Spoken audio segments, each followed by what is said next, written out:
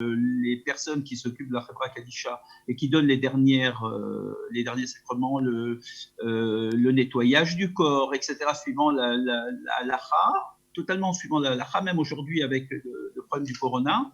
Donc les gens ont une combinaison un petit peu comme les cosmonautes, etc., avec un masque et tout, et donnent vraiment le service complet aux familles et pour le défunt.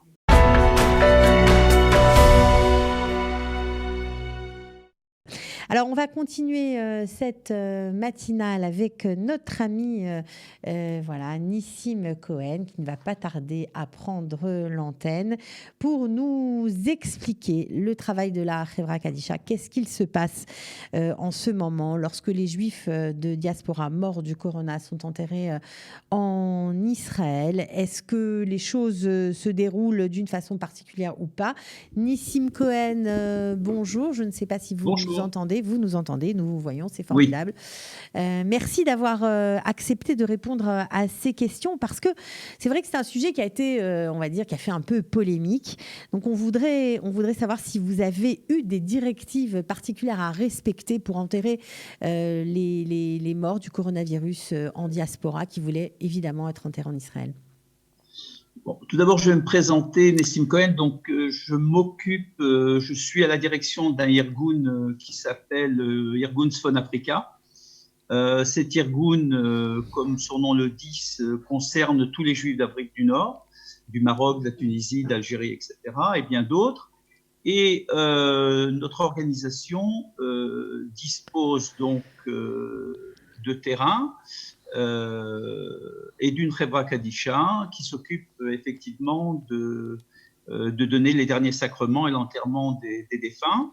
Nous avons également un musée concernant la culture marocaine. On en a parlé, Nissim, juste avant que vous preniez l'antenne. Ah, ok, super. Bah, je viens d'arriver, donc je ne savais pas. Ok, super. Donc, je ne reviens pas là-dessus. Non, mais c'était juste pour parler concrètement de ce qui se passe au niveau voilà, des enterrements. Est-ce que vous avez des directives particulières? Est-ce que vous continuez comment ça se passe parce que... Ok. Alors, en ce qui concerne les directives, ce sont des directives qui concernent vous voulez parler des gens qui sont défunts du corona, c'est ça? Exactement. Alors, ce qu'il faut savoir, c'est que, bien entendu, il y a des directives, mais nous utilisons le même protocole que qu'en temps normal, pour les gens qui viennent de Khout Saaret. C'est-à-dire que quand on nous apporte quand un corps arrive en Israël d'une personne qui est défunte en France ou ailleurs, donc on applique le même protocole, c'est-à-dire que les personnes qui s'occupent de la Khebra Kadisha et qui donnent les derniers sacrements, le nettoyage du corps, etc., suivant la halakha, totalement suivant la halakha, même aujourd'hui avec le problème du corona. Donc les gens ont une combinaison un petit peu comme les cosmonautes, etc., avec un masque et tout, et donnent vraiment le service complet aux familles et pour le défunt. Généralement, aujourd'hui, en ce qui concerne le corona, les défunts arrivent dans une double enveloppe plastique plus un double coffre pour le transport. Nous, on les récupère à Tel Aviv, à l'aéroport, et donc on les emmène dans les services spéciaux chez nous pour pouvoir s'occuper des corps et leur donner la dernière toilette avant leur enterrement. Alors, on a vu que le ministère de la Santé israélien désapprouvait totalement les enterrements de personnes décédées du corona de l'étranger en Israël. Oui, alors ça, franchement, chez nous au Irgun, nous n'avons pas eu de directive de ce style-là. On continue à donner, suivant les règles de la halakha, la toilette complète aux défunts qui viennent de partout dans le monde, mais en prenant des précautions extrêmes par rapport au personnel qui s'occupe de ça. Est-ce que ça peut présenter un danger? Je pense notamment aux fossoyeurs, aux ceux qui mettent le corps en terre ou tous ceux qui sont près du corps. Est-ce que même eux sont protégés? Comment ça s'organise?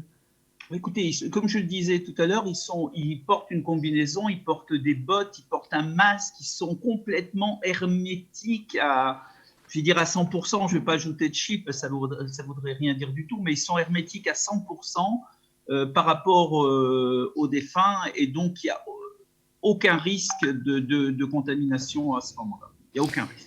D'accord. Alors, à part les conditions sanitaires, certains ont décrié le fait que venir se faire enterrer en ce moment en Israël coûtait vraiment très très cher. Est-ce que les prix ont augmenté? Est-ce que certaines Chevra Kadisha ont exagéré? Est-ce que j'imagine que chacun est indépendant et chacun fixe ses prix.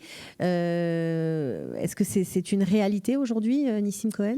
Alors, il est vrai que il y a deux formes de business aujourd'hui dans la vie. Il y a ceux qui en font pendant qu'ils sont vivants, et puis il y en a qui continuent à en faire après la mort, malheureusement.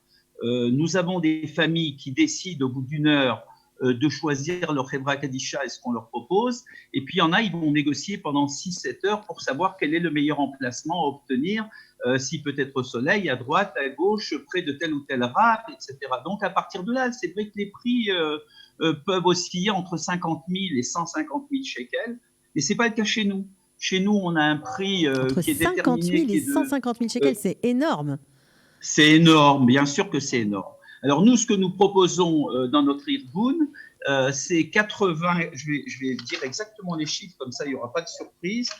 On parle de 84 000 shekels pour deux. C'est-à-dire que ce sont des tombes doubles. C'est-à-dire que le premier arrivé prend la première place, et puis la personne suivante pourra être enterrée dans le même caveau, et le prix total est de 84 000 shekels.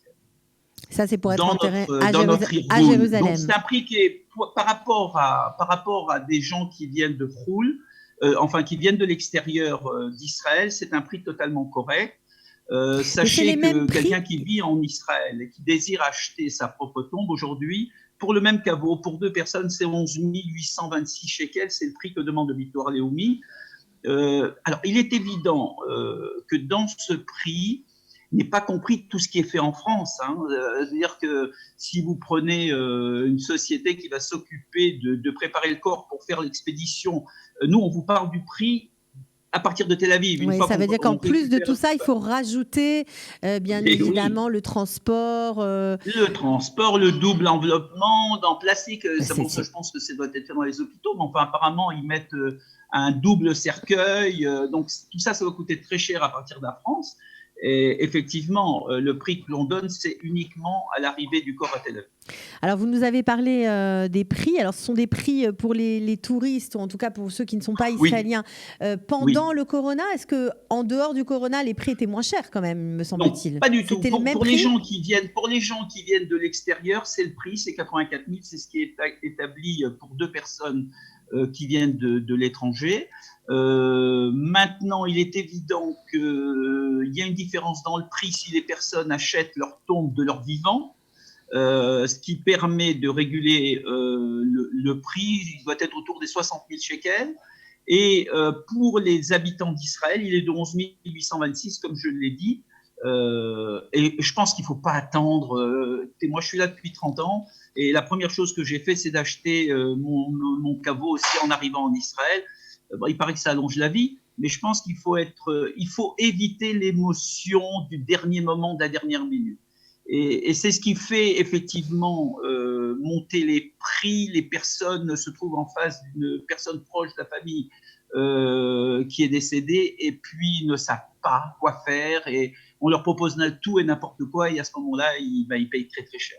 Mais il y a effectivement un business après la mort. Mais enfin, il faut que les gens prennent l'habitude de s'organiser et ne pas attendre la dernière minute. Je sais que pour certaines personnes, c'est un tabou de parler de ça, mais je pense que c'est un événement, malheureusement, qui nous attend tous et qu'il faut préparer, tout simplement.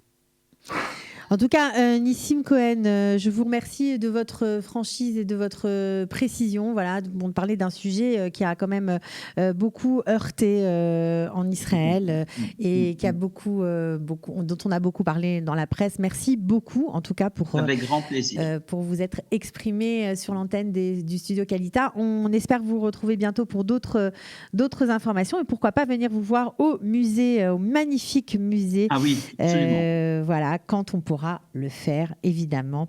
Musée marocain à Jérusalem. En tout cas, merci beaucoup et à très bientôt, Nissim. Merci, Cathy. À bientôt. Au revoir. Voilà. Alors, nous approchons de la fin de l'émission, de cette matinale. Voilà, nous resterons, restez avec nous parce que nous n'avons pas tout à fait terminé, évidemment. Nous avons une interview magnifique, une interview préenregistrée avec notre président, Marc Eisenberg, bien sûr, qui s'est entretenu avec un économiste, Nicolas Bavarez, économiste très connu. Donc, restez avec nous. Vous pourrez bien sûr revoir toutes les émissions et toutes les rubriques que vous avez ratées sur le site mis à cet effet, créé à cet effet par le Studio Qualita. Toutes les émissions sont reprises. Nous nous retrouvons, quant à moi, demain, juste après l'heure d'actualité de Daniel Haïk, de 9h à 10h, 10h15. Voilà, en tout cas, merci de votre fidélité, merci de nous suivre et n'hésitez pas à nous téléphoner, à vous connecter sur le site de Qualita pour avoir d'autres informations. Pour l'heure, place à Marc Eisenberg et Nicolas Bavarez. À très bientôt, à demain pour ma part. Retrouvez du dimanche au vendredi notre live quotidien spécial coronavirus. 3 heures de direct ininterrompu de 8h à 11h. Pour tout savoir sur l'actualité du virus en Israël, mené par Daniel Haïk, Olivier Granillic et Cathy Choucroun. Le live Studio Qualita, c'est tous les jours en direct, puis en replay sur Facebook, YouTube ou sur notre application et sur le site studioqualita.com.